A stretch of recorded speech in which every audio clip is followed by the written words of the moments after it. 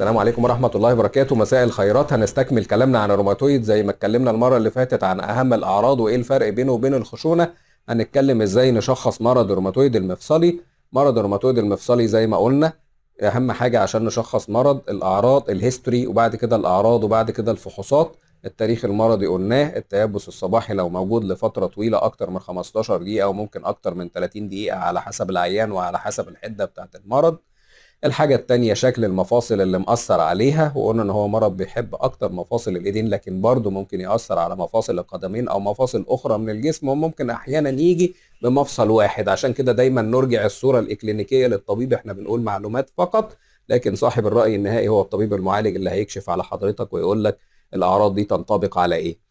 بعد كده نيجي للفحوصات المعمليه، في تحاليل كتير للروماتويد، اشهرها وان الناس عارفاها هو الروماتويد فاكتور. لكن انا عايز اقول لحضرتك معلومه، ان مش كل عيان عنده روماتويد ايجابي يعني ان عنده مرض الروماتويد، وده حاجه مهمه جدا عشان بنشوف عيان كتير قوي يعمل تحليل الروماتويد في المعمل، دكتور المعمل يقول له ده روماتويد ايجابي، يروح جاي يجري ده انا عندي روماتويد. ليس شرطا، في اسباب كتير تعمل الروماتويد ايجابي في التحليل.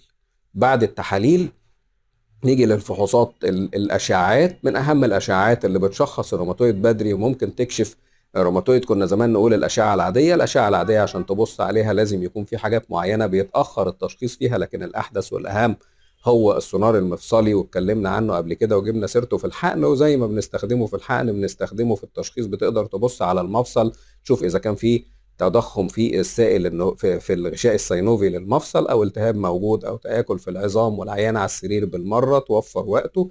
تقدر تبص عليه وتاخد قراراتك في التشخيص ومتابعه العلاج، وطبعا حاجات اخرى ترجع جميعها للطبيب المعالج للحاله. شكرا لحضراتكم، وان شاء الله الفيديو القادم عن اهم طرق علاج الروماتويد.